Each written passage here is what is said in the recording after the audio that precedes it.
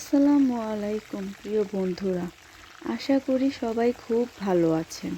আমিও ভালো আছি। সবাইকে জানাই পবিত্র ঈদ উল ফিতরের অনেক অনেক শুভেচ্ছা ও ঈদ মোবারক। ঈদের সকাল মানেই তো রান্না বাড়ার ধুম।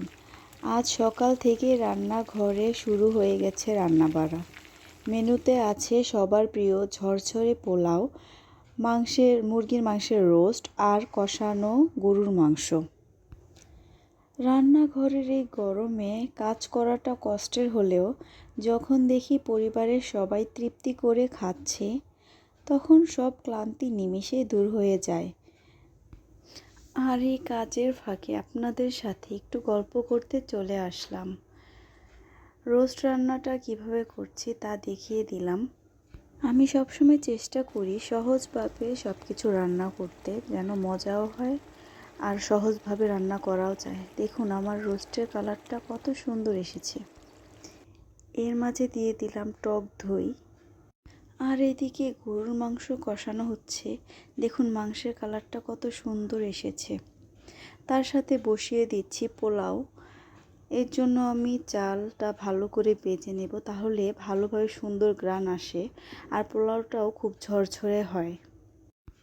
তারপর রান্নাবাড়া শেষ করে দুপুরের খাওয়া দাওয়া আর মেহমানদারি শেষ করে ভাবলাম একটু নিজের জন্য সময় বের করি।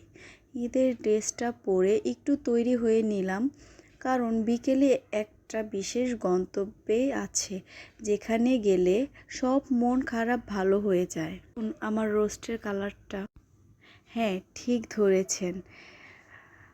বিকেল হতে রওনা হলাম আমার প্রাণের জায়গা, আমার বাবার বাড়ির উদ্দেশ্যে। যতই বড় হই না কেন, বাবার বাড়িতে যাওয়ার আনন্দটা এখনও সেই ছোটবেলার মতোই রয়ে গেছে। আর এই দিকে আমার ছোট্ট পরীটা মাশাল্লাহ কি সুন্দর হেঁটে হেঁটে যাচ্ছে। যেহেতু আমার শ্বশুর বাড়ি থেকে আমার বাবার বাড়ি কাছে, সেজন্য হেঁটেই যাই আমরা সব সময়। তো আমরা চলে আসলাম আমার বাবার বাড়িতে, আর এখানে সবাই মিলে আড্ডায় মেতে উঠলাম। আমার মেয়েটা হেঁটে হেঁটেই তার নানা ভাইয়ের কাছে চলে যাচ্ছে। সে খুব এক্সাইটিং হয়ে আছে। সে আবার পিছে তাকিয়ে দেখছে আমি আসতেছি কিনা। সে দৌড় দিয়ে যাচ্ছে তার নানা ভাইয়ের কাছে।